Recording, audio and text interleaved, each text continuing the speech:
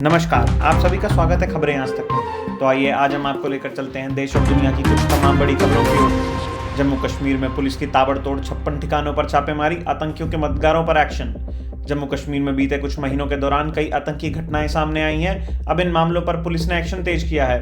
राज्य में पुलिस ने 56 जगहों पर ताबड़तोड़ छापेमारी की। ये कार्रवाई उन पर की जा रही है जिन पर आतंकियों की मदद करने के आरोप लगे हैं।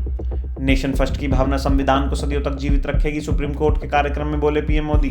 संविधान दिवस पर पीएम मोदी ने कहा कि मुझे संविधान ने जो काम दिया है, मैंने उसी मर्यादा में रहने का प्रयास किया है। मैंने कोई एनक्रोचमेंट की कोशिश नहीं की है। मैंने अपनी बात रखी है, तो यहाँ तो इशारा करना होता है, ज्यादा कुछ कहने की जरूरत नहीं होती। भारत के परिवर्तनकारी सफर में संविधान की अहम भूमिका, सीजेआई संजीव खन्ना ने क्या कहा।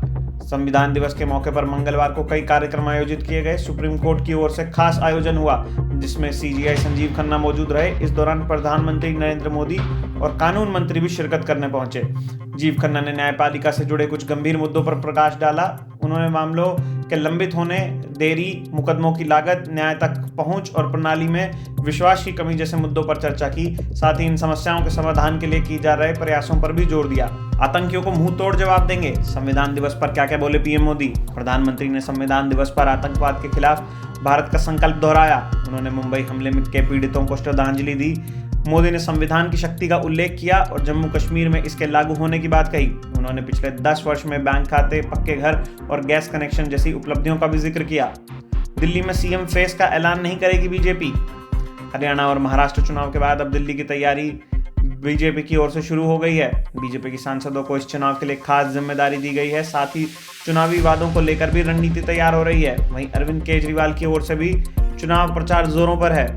कनाडा के खिलाफ डोनाल्ड ट्रंप का बड़ा ऐलान, जस्टिन ट्रूडो की बढ़ेंगी मुश्किलें। अमेरिका के राष्ट्रपति निर्वाचित डोनाल्ड ट्रंप ने कनाडा पर टैरिफ का ऐलान किया है। उन्होंने कहा है कि 20 जनवरी को सत्ता संभालते ही वे कनाडा के आयात पर 25% टैरिफ का ऐलान किया है। ट्रंप ने कहा कि वे कनाडा के साथ मुफ्त व्यापार समझौते की भी समीक्षा करेंगे। इमरान खान की जान को खतरा, पाकिस्तानी सेना के साथ डील करेगा यूएई। पाकिस्तान के पूर्व मुख्यमंत्री इमरान खान जेल में बंद हैं। उनकी रिहाई के लिए उनके समर्थक प्रदर्शन कर रहे हैं। इस बीच खबर आई है कि पाकिस्तान की खुफिया एजेंसी आईएसआई चाहती है कि सेना और इमरान खान के बीच यूएई मध्यस्थता करा दे। इसके अलावा इमरान को अपनी जान का खतरा भी है। अमेरिका की बराबरी की और एक कदम और आगे बढ़ा चीन, बनाने जा रहा परमाणु एयरक्राफ्ट कैरियर। चीन परमाणु शक्ति से चलने वाला एयरक्राफ्ट कैरियर विकसित करने की दिशा में तेजी से काम कर रहा है। हालिया रिपोर्ट्स के मुताबिक चीन ने बड़े युद्धपोतों के लिए एक न्यूक्लियर रिएक्टर का प्रोटोटाइप बनाया है। यह चीन की नौसेना की ताकत को बढ़ाने में एक और कदम है। क्यूआर कोड भी आएगा, कार्ड पर नजर, जाने कुछ खास बातें। भारत सरकार ने पैन अपग्रेडेशन प्रोग्राम की शुरुआत की है। इस प्रोजेक्ट के तहत पुराने पैन कार्ड्स को अपग्रेड करके नई तकनीक वाले पैन कार्ड दिए जाएंगे। क्यूआर कोड के साथ आने वाले नए पैन कार्ड ज़्यादा सुरक्षित होंगे और यूजर्स की जानकारी आसानी से उपलब्ध होगी। बीएसएनएल ने कर दिया हैरान, 999 रिचार्ज में मिलेगी अनलिमिटेड कॉलिंग। बीएसएनएल ने नए किफ़ायती रिचार्ज प्लान पेश किए हैं जिनमें अनलिमिटेड कॉलिंग और डेटा लाभ शामिल है। 999 रुपये वाला प्लान 200 दिन की वैधता प्रदान करता है। नेटवर्क कवरेज बेहतर बनाने के लिए बीएसएनएल 50,000 नए 4G टावर लगा रहा है और अगले साल जून तक 4G सेवा शुरू करने की योजना है। आईफोन प्रोडक्शन में भारत ने बनाया रिकॉर्ड, सरकार की स्कीम का असर। भारत में आईफोन उत्पादन ने नया रिकॉर्ड बनाया। $10 अरब के आईफोन भारत में बने। यह पिछले साल से 37% अधिक है। $7 अरब के आईफोन निर्यात हुए। यह कुल उत्पादन का 70% है। फॉक्सकॉन ने सबसे ज्यादा उत्पादन किया। सरकार की PLI योजना का असर दिखा। एप्पल का लक्ष्य $18 अरब उत्पादन का है।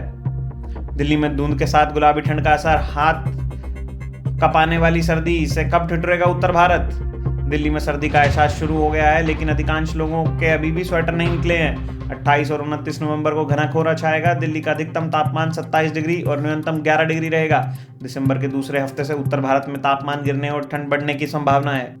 इसी तरह की तमाम बड़ी खबरें जानने के लिए हमारे साथ जुड़े रहें और देखते रहें खबरें आज तक।